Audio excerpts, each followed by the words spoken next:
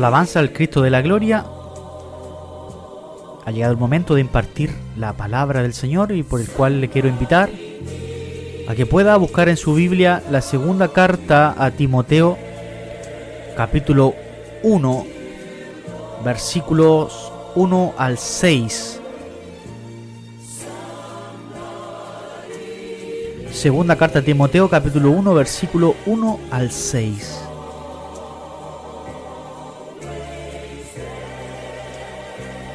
Estaremos predicando en esta noche bajo el título Aviva el fuego del don de Dios que está en ti. Aviva el fuego del don de Dios que está en ti. Para ello nos basaremos en segunda epístola a Timoteo capítulo 1 versículo 1 al 6. Y si usted lo ha encontrado, le damos lectura en el glorioso nombre del Padre, del Hijo y del Espíritu Santo. Amén. Pablo, apóstol de Jesucristo por la voluntad de Dios, según la promesa de la vida que es en Cristo Jesús, a Timoteo, amado hijo, gracia, misericordia y paz de Dios Padre y de Jesucristo nuestro Señor. Doy gracias a Dios, al cual sirvo desde mis mayores con limpia conciencia, de que sin cesar me acuerdo de ti en mis oraciones de noche y día, deseando verte, al acordarme de tus lágrimas, para llenarme de gozo y trayendo a la memoria la fe no fingida que hay en ti, la cual habitó primero en tu abuela Loida y en tu madre Eunice, y estoy seguro que en ti también, por lo cual te aconsejo que avives el fuego del don de Dios que está en ti por la imposición de mis manos.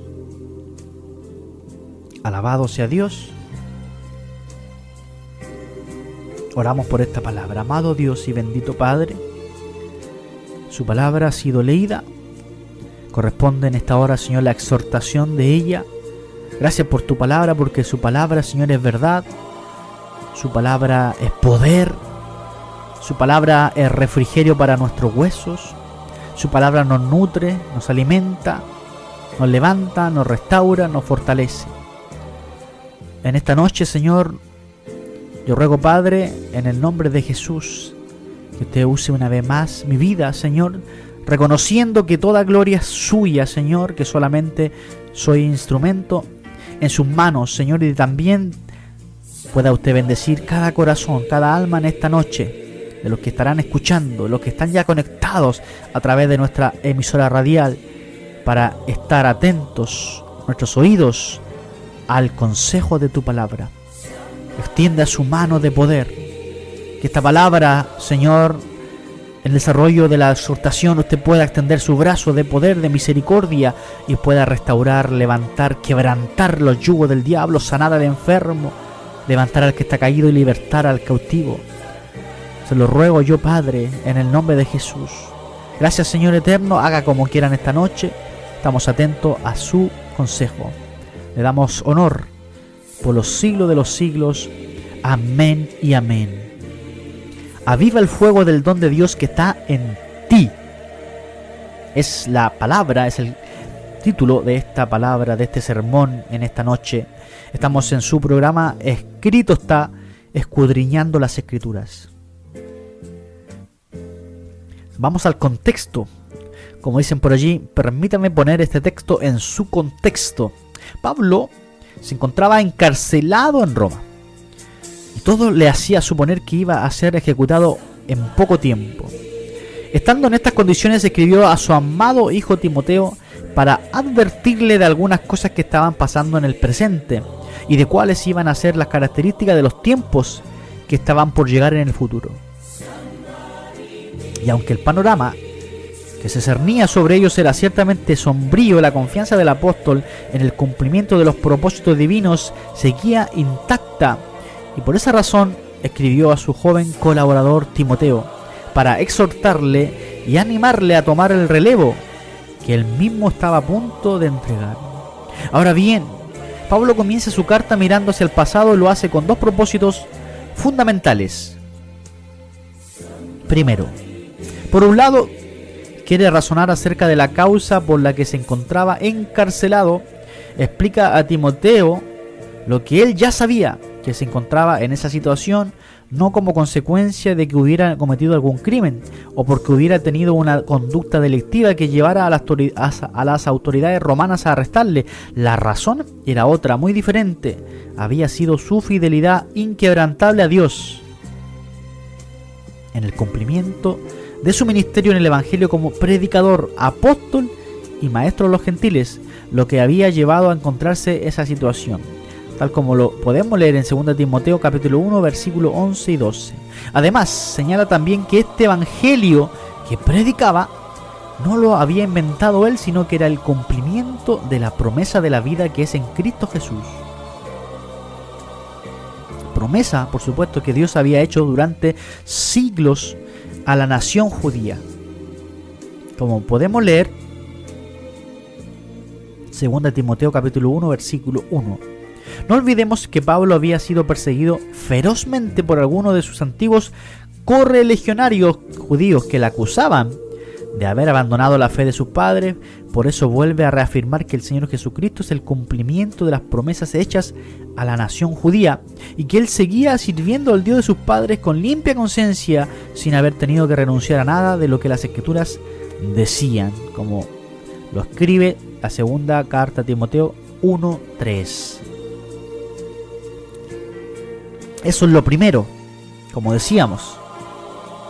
En esta carta Pablo está mirando hacia el pasado, pero como decía también, hay dos propósitos fundamentales. El primero, el que acabamos de escuchar. El segundo, mira también hacia el pasado para considerar algunos hechos fundamentales que habían unido a Pablo y Timoteo de forma inseparable. En primer lugar, vemos que ambos habían aprendido las Escrituras por medio de sus antepasados judíos. Ya hemos dicho que Pablo servía a Dios desde sus mayores, que eran judíos, y de la misma manera Timoteo había aprendido desde niño a confiar en las Escrituras que le habían enseñado su madre y su abuela, que también eran judías piadosas, como lo dice la palabra en 2 Timoteo 1:5, 2 Timoteo 3:14-15. Pero aún había mucho más, y Pablo añade que nos salvó y llamó de acuerdo al propósito divino que se había originado antes de los tiempos de los siglos, 2 Timoteo 1:9. Por supuesto, la salvación es algo que todos los cristianos auténticos comparten y que nos une en el cuerpo de Cristo, que es la iglesia. Pero en el caso de Pablo y Timoteo, además de la salvación, ambos habían recibido también un llamamiento muy especial al ministerio. Pablo hace dos referencias en este pasaje al hecho de que había sido constituido apóstol por la voluntad de Dios, 2 Timoteo 1 versículo 1 y también versículo 11. Y luego recuerda también el momento en el que Timoteo había recibido su propio llamamiento especial por medio de la imposición de las manos del apóstol, 2 Timoteo 1:6. Había sido Dios quien los había unido de esta forma en este ministerio. Hasta ese momento Pablo y Timoteo habían pasado largos años sirviendo al Señor juntos, pero la próxima partida del apóstol indicaba que había llegado el momento de separarse. No es difícil imaginar, por supuesto, cómo se sentiría Pablo cuando pensaba en tener que dejar a Timoteo, justo en un momento cuando el cristianismo había comenzado a ser duramente perseguido y todos los cristianos fieles, y especialmente los siervos del Señor como Timoteo, iban a tener que sufrir mucho para llevar a cabo sus ministerios. Tuvo que ser difícil para Pablo exhortar a Timoteo a participar de las aflicciones por el Evangelio según el poder de Dios, como dice 2 Timoteo capítulo 1 versículo 8. Ningún padre, por supuesto, desea que sus hijos sufran. Y si Pablo estaba pidiendo a su amado hijo Timoteo que lo hiciera, era porque no cabía otra alternativa. En cualquier caso, El apóstol se lo pide porque tiene plena confianza en Timoteo, puesto que está seguro de su fe no fingida y de su disposición para el servicio, de lo cual sus lágrimas sinceras para llenarle de gozo eran una prueba indudable. 2 Timoteo capítulo 1 versículo 4 al 5. Ahora bien, los recursos que Timoteo tenía a su disposición para cumplir estas exhortaciones eran más que suficientes. En primer lugar, Pablo le recuerda que contaba con el poder de Dios. 2 Timoteo 1:7 y 8:12.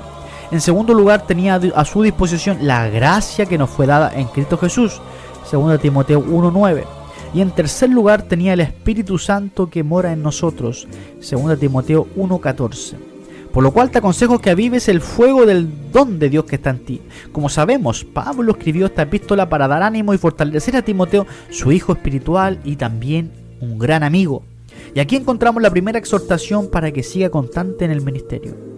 Tal vez podemos imaginarnos algo de las circunstancias por las que Timoteo atravesaba y que hacían necesaria cierta palabra de ánimo. Por un lado, la hostilidad del Imperio Romano hacia el Evangelio estaba creciendo, de tal modo que muchos cristianos estaban muriendo por esta causa, y el mismo Pablo estaba encarcelado por esa misma razón y esperaba que muy pronto también sería sacrificado, como dice 2 Timoteo 4:6.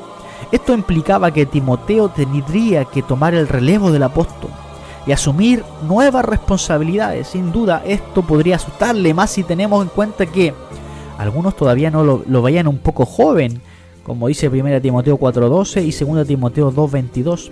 Y también que su salud no era muy buena, 1 Timoteo 5:23. Y si esto no fuera suficiente, Pablo le anuncia más adelante que estaban por llegar tiempos peligrosos. 2 Timoteo 3, versículo 1 al 13. Frente a este escenario, no debía desalentarse, y Pablo le anima a avivar el fuego del don de Dios que estaba en él. Timoteo había recibido un don que le capacitaba para desarrollar cierto ministerio, y ahora se le exhortaba para que lo desarrollara por medio de su uso diligente. Con esto no estaba reprochando a Timoteo que estuviera siendo negligente o perezoso en el desarrollo de su ministerio, sino que, como sabemos, la tendencia del fuego es a apagarse evidentemente, y las circunstancias que rodeaban a Timoteo bien podían asfixiarlo, así que el apóstol quería introducir nuevo oxígeno para que la combustión se reavivara aún más y siguiera haciendo frente valerosamente a las serias dificultades con las que se iba a encontrar. Podemos decir que se trataba de una exhortación preventiva, no correctiva, y por supuesto nosotros también debemos recibirla.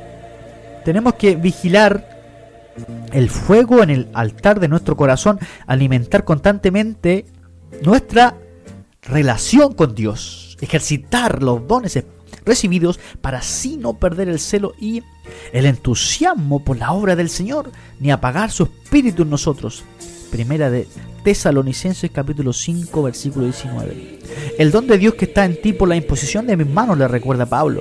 Después de salvarnos, amados hermanos, Dios nos ha repartido diferentes dones como Él ha querido. Primera de Corintios 12:11.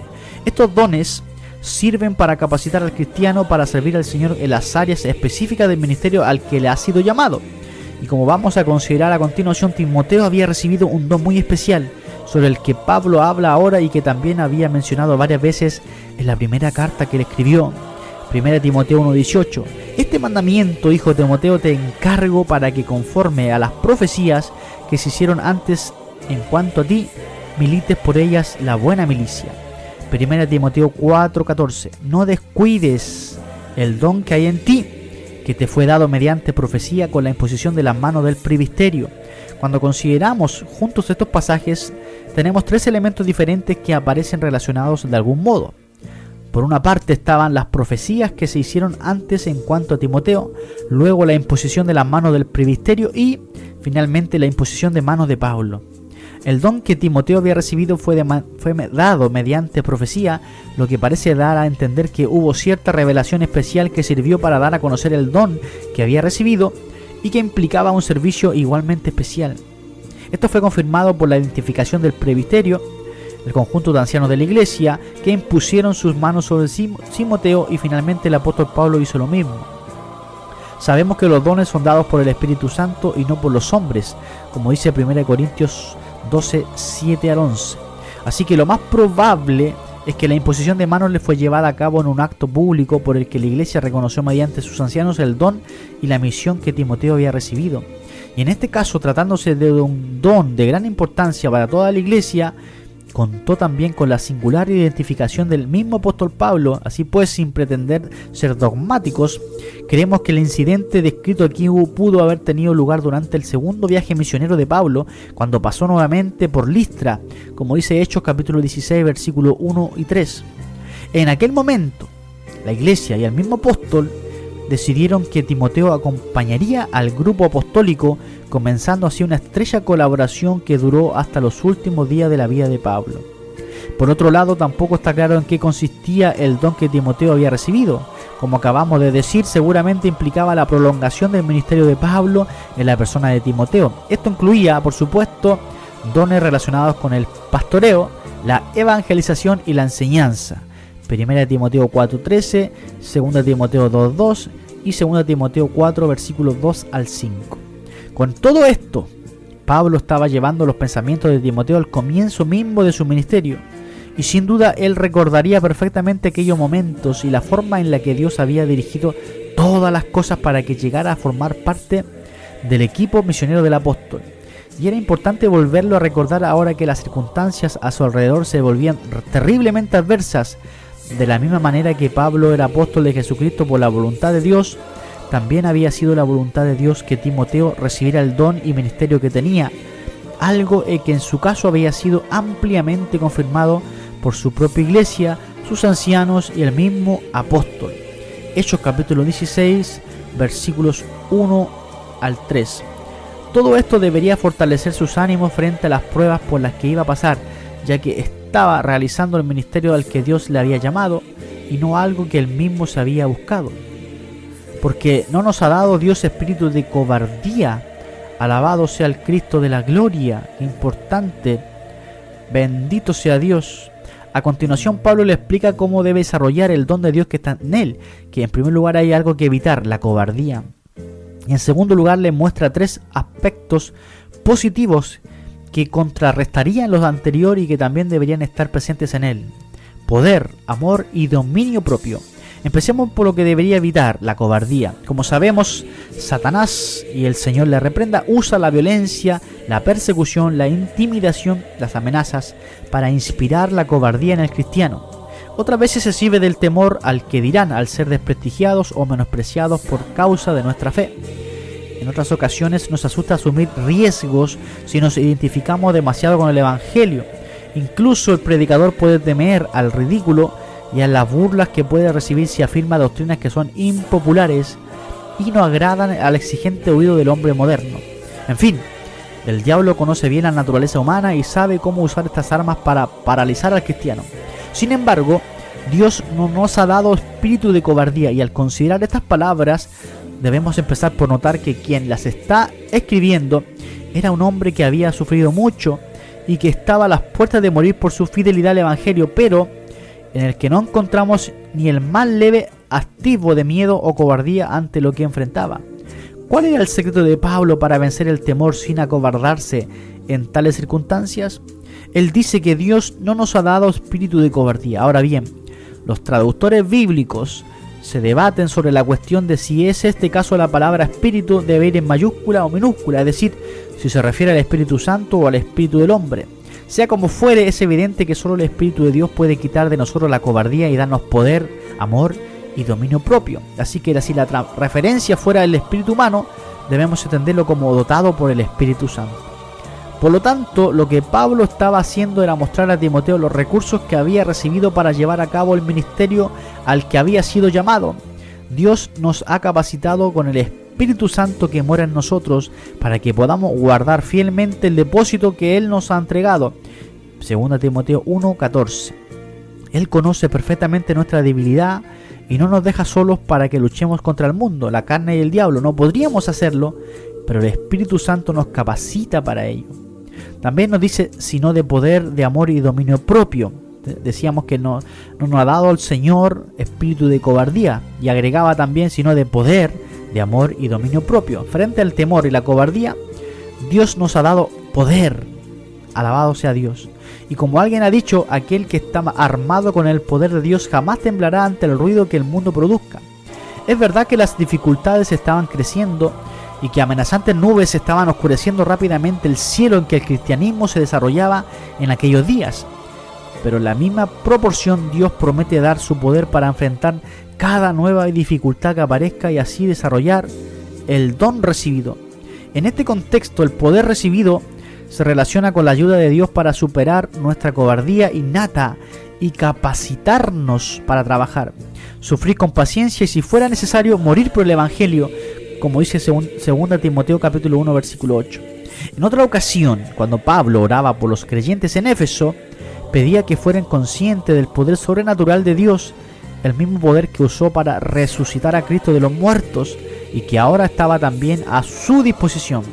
Efesios capítulo 1 versículos 18 al 20. Junto al poder de Dios está también su amor. De esta manera suple otra de nuestras deficiencias más importantes, ya que por naturaleza no estamos inclinados a ejercitar nuestros dones de forma abnegada en interés de otros, y mucho menos si eso implica sacrificio personal. Pero si esto no surge de forma natural en nosotros, aún somos menos capaces de amar a nuestros enemigos y a aquellos que nos hacen daño. Solo el amor de Dios puede librarnos de la irritabilidad y el odio generado en nosotros como respuesta a las afrentas de aquellos que nos ultrajan y persiguen. Si no es por el Espíritu Santo, el hombre natural nunca podrá reaccionar como el Señor Jesucristo lo hizo cuando estaba siendo crucificado, diciendo estas palabras: Padre, perdónalos porque no saben lo que hacen. Palabras que están escritas en Lucas capítulo 23, 34. Necesitamos este amor de Dios en nosotros, que sin duda es la fuerza más poderosa del universo y que puede vencer toda nuestra resistencia a darnos por los demás sin importarnos el costo de esto. Por último, el tercer componente es el dominio propio, que tiene que ver con el autocontrol, la sobriedad, la autodisciplina, el ejercicio de una mente sana y equilibrada. Todo esto resulta necesario en cada circunstancia. En tiempos de persecución se requiere calma y buen juicio para no reaccionar con fanatismo ni violencia, pero igualmente en cada situación que se presenta en el desarrollo de los dones recibidos es preciso la energía moderadora del Espíritu Santo en nosotros. Poder y amor y dominio propio unidos harán que el siervo de Cristo sea firme e inconmovible en sus convicciones, pero también limará sus aristas, haciendo de él alguien bondadoso y entregado a los demás, celoso por la obra de Dios, pero sin fanatismos ni exageraciones desproporcionadas. Tenemos que reconocer que esto no son una capacidad natural en nosotros, no nacemos con ellos, no es algo innato, ni se pueden conseguir estudiando, sino solamente podemos decir que son fruto. Todas estas cosas del Espíritu Santo, el amor, el poder, el dominio propio, no nacemos con esas características, sino que nos las enseña, nos las desarrolla en nuestras vidas el Espíritu Santo. ¿Cómo es el Espíritu Santo? Como fuego. La Biblia describe a Dios como un fuego consumidor, Hebreos 12:29. Así que no es sorpresa que el fuego aparezca a menudo como un símbolo de la presencia de Dios.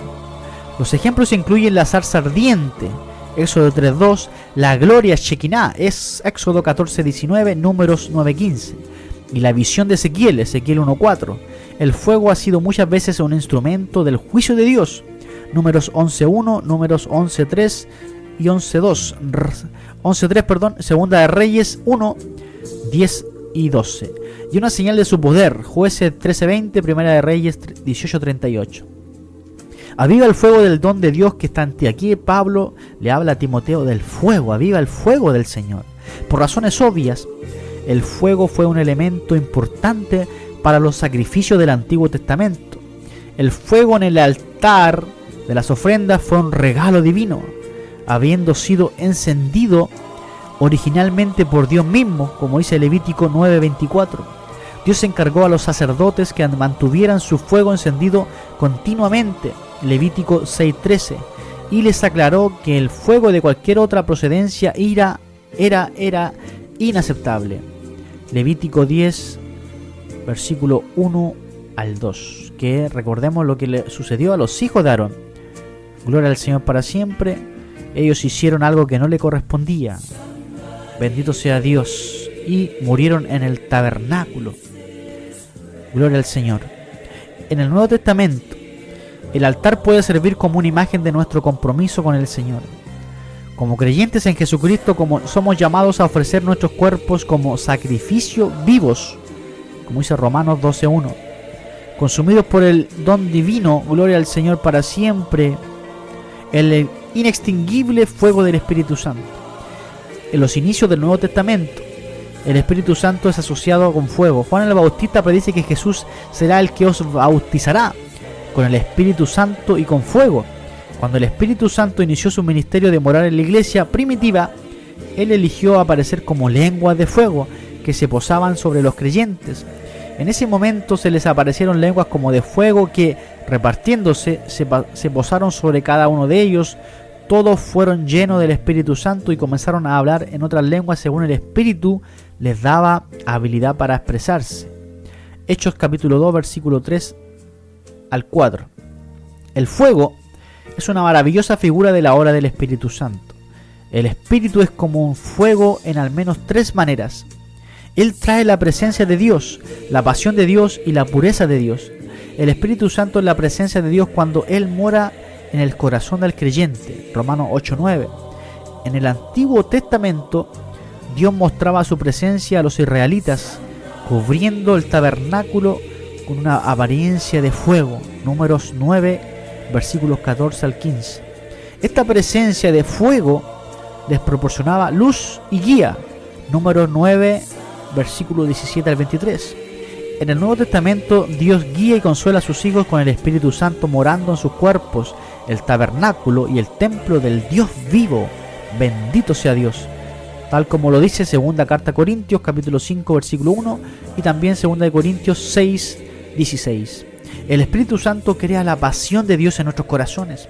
Después de que los 2 discípulos hablaron con Jesús resucitado, ellos describieron, gloria a Dios para siempre, lo que sucedía en su corazón.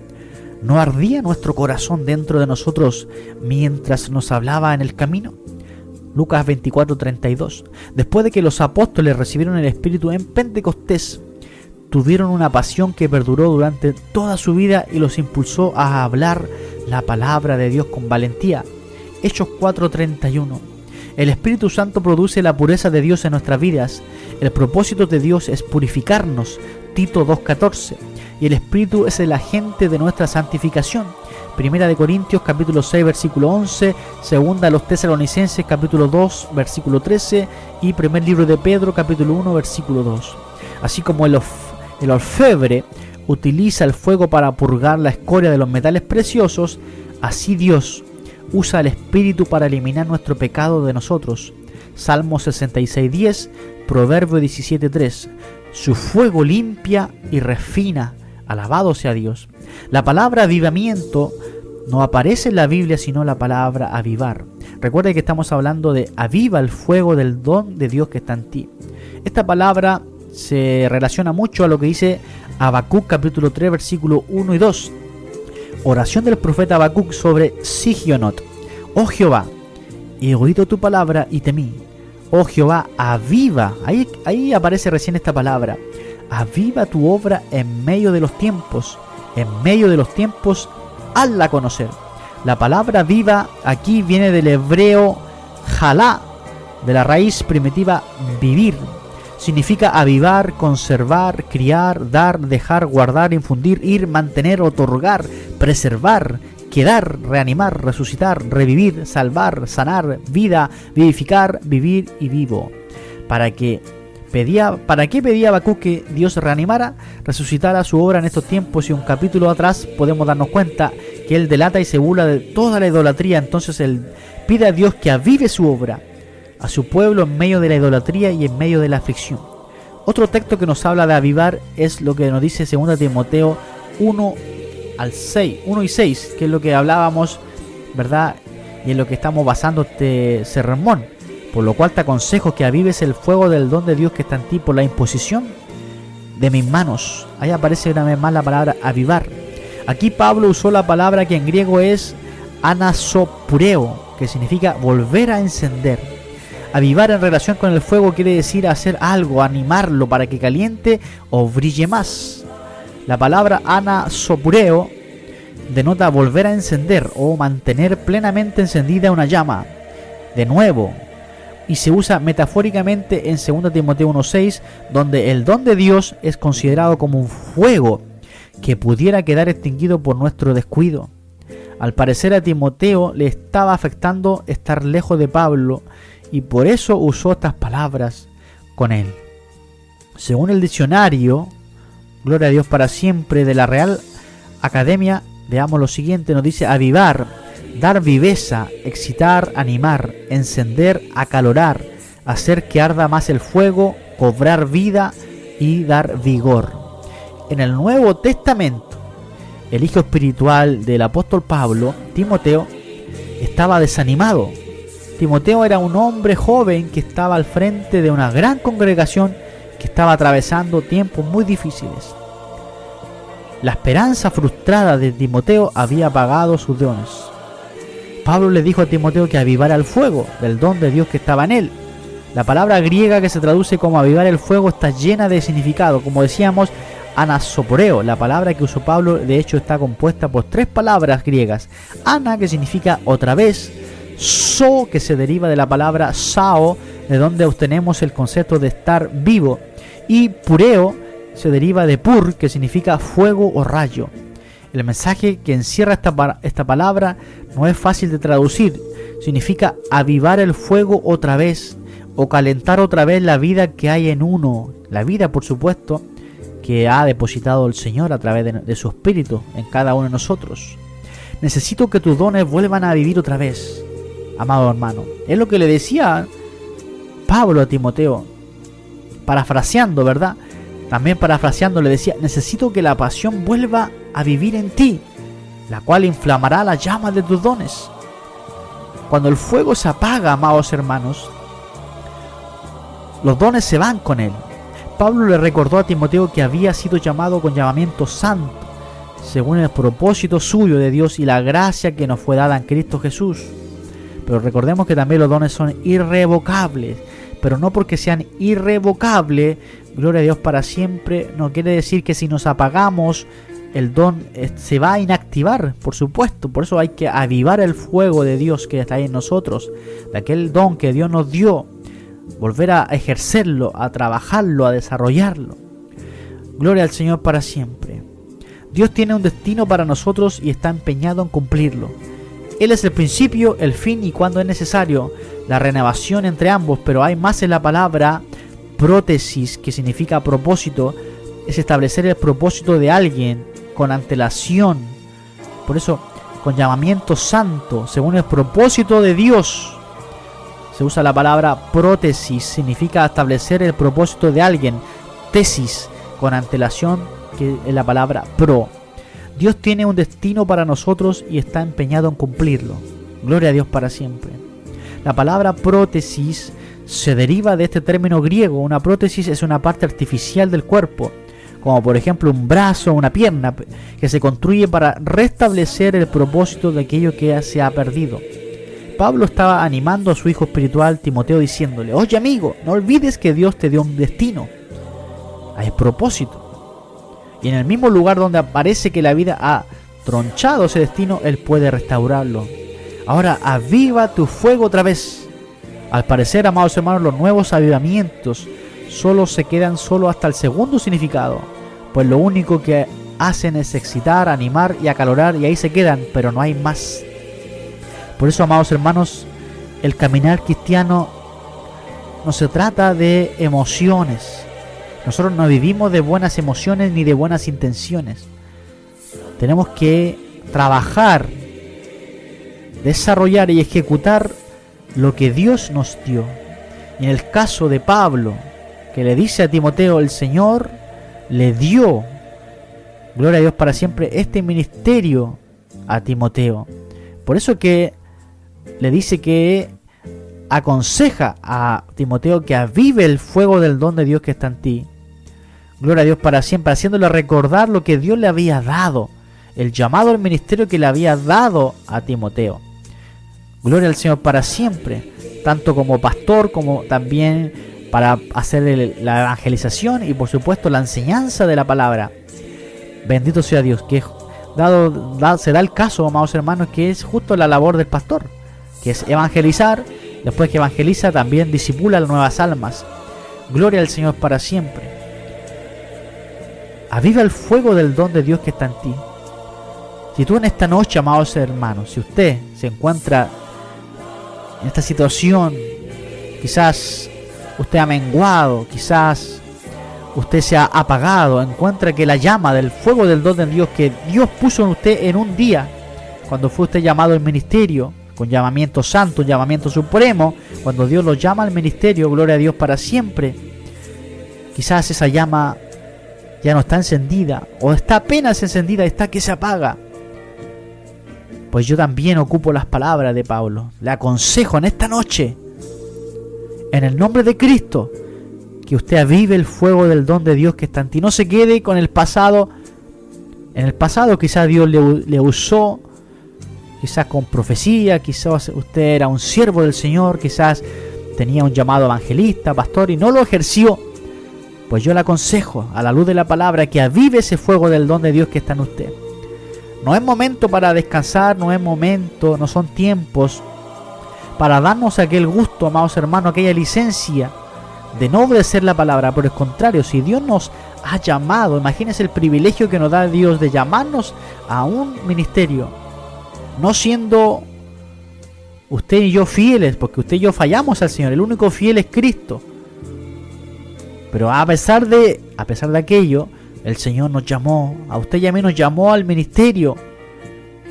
Y hoy es necesario que recobremos fuerza, hoy es necesario que restablezcamos energías en el Señor y que avivemos el fuego del don que Dios puso en usted y en mí.